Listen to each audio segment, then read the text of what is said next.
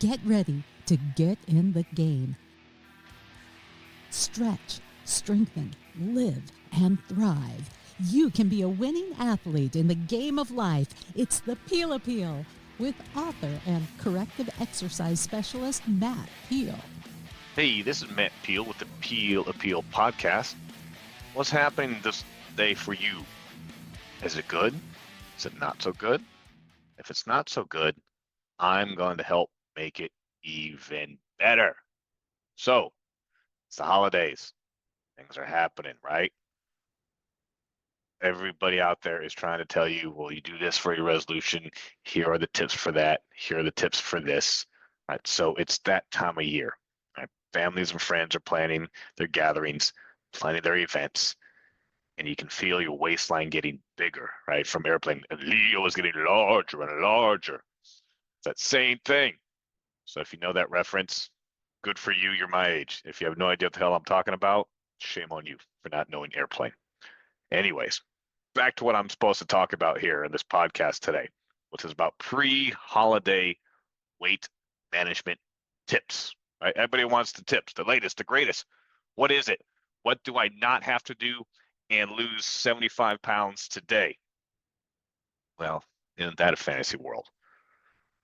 Let's help you make some better decisions as we get into your holiday parties. And that cycle of binge and purge begins. Or does it have to?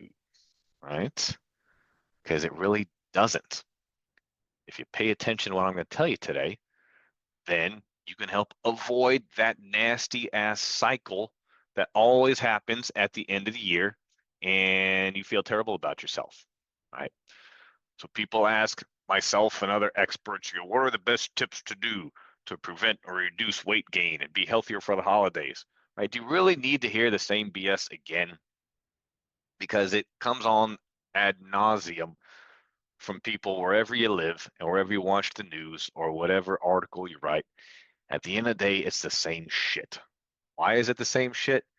Because the body operates the same every single day. It doesn't change. So just because the holidays are here, there's not really a magical bullet, a magical way for you to do things. It's the same thing you do every day, all year long. I know, boring, terrible. Matt, why would you even burst my bubble like that? Because we got to be real with each other. If you can't be real with yourself, then you're just living in fantasy land and you're in for a rude awakening for reality. So if what's going on right now with your workout and your eating routine? If you don't have one and now it's November into December, you ain't going to start one at this point in time, right? So let's get out of that and just try to get through December and into January without causing massive damage, right? Because what you do now sets you up for next year. And don't quietly quit on yourself. That's the big thing. Don't quietly quit on yourself and just say, I can't do it. I'm just going to wait for 4 weeks. I hear that all the time, and it's absolutely terrible, and it's a lie, right? You don't have to just give up on yourself 6 weeks out and say, I can't do it, right? Then you just start that binge and purge cycle. So here are some ways that you don't have to quietly quit on yourself that are manageable and easy for you to do as you get there. So number one, hydrate. Stay hydrated. Yes, as it gets colder out there, we tend to drink less water because we're not sweating as much. Unfortunately, you still need that same amount of water regardless. Half your body weight in ounces every single day.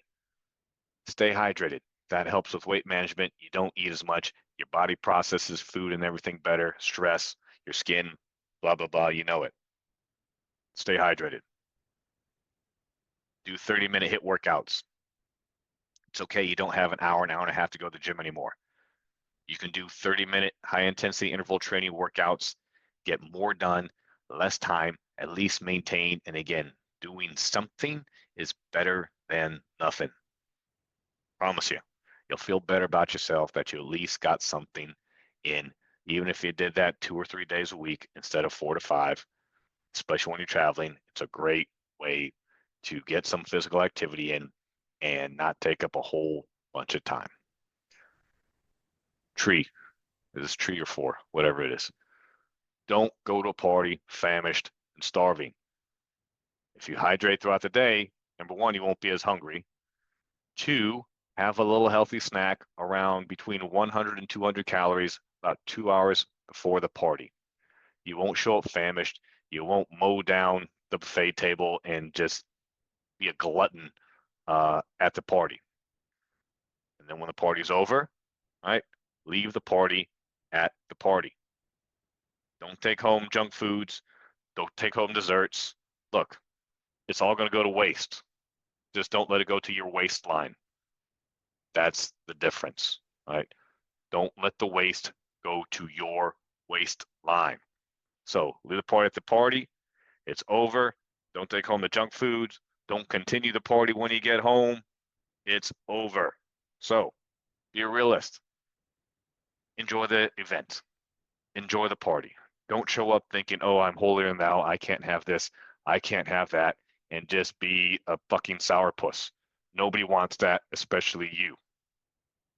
So if you go into it less hungry, know at the end, it's over, right? Then you'll feel better about yourself because you've indulged less and still had a good time. I can't even talk today. Drink a glass of water between your alcoholic drinks. That'll help keep you sober a little bit longer, keep you fuller longer, so you drink less, right? And you'll stay hydrated more because alcohol does dehydrate you. I love drinking. I do at parties. I'm not going to say that I don't do it and I don't love it. But I also have a glass of water probably at least every second drink because I do get thirsty and I need to hydrate myself. So that's important. So if you want to, have one in between each drink, hey, then you're going to drink less and you'll be more sober and are ready to go the next day. Don't stand next to the food. Get away from the food. Get away from the bar. Have a good time, but don't stand there by the bar. Don't stand there by the table because your hands are going to wander. You're going to order a drink more easier than if you just have to walk 10 steps to it, as opposed if your elbow's leaning on the bar.